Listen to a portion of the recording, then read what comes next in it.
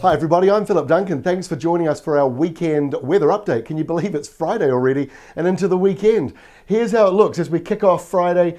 New Zealand's got that sinking feeling. We've got a lot of low pressure. All of the area you see here in purple means low pressure, and the high pressure belt is up to the north, and especially here in this area shaded in white. So what does it mean to be under all this low pressure? Well, it basically means the weather is changeable, but perhaps more importantly, we're on the edge of this high, and that encourages a lot of westerlies coming straight out of the Southern Ocean. So this is how Saturday looks. It's a windy day, blustery in many areas. Now, just because it's windy doesn't necessarily mean it's going to be damaging or problematic.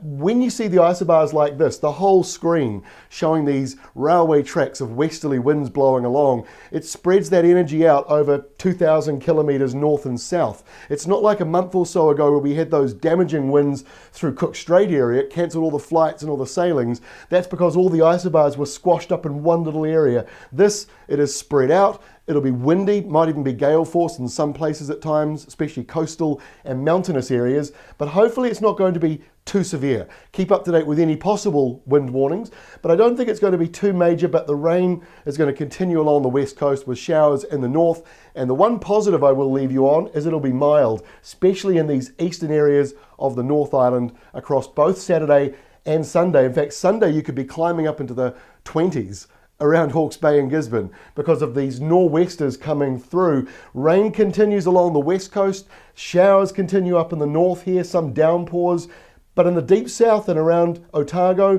and then later into Canterbury, you're going to see a southerly, and it's this one sweeping up here. So it'll be colder for you on Sunday and also Monday for a time. This is Monday's map here. But look at this area of low pressure forming.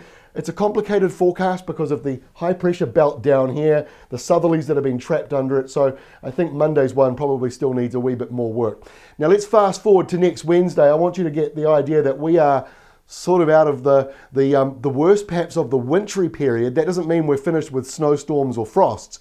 But what we're seeing now is a spring pattern, and that's defined by a lot of westerlies, which go warm nor'west one day, and then a couple of days later they get colder, even if it's only just for some in the south. So next week, a whole week away, well, actually right through the middle of next week, this is Wednesday lunchtime, you can see high pressure to the north, more windy weather, and more windy westerlies. So I think the early spring pattern is certainly here.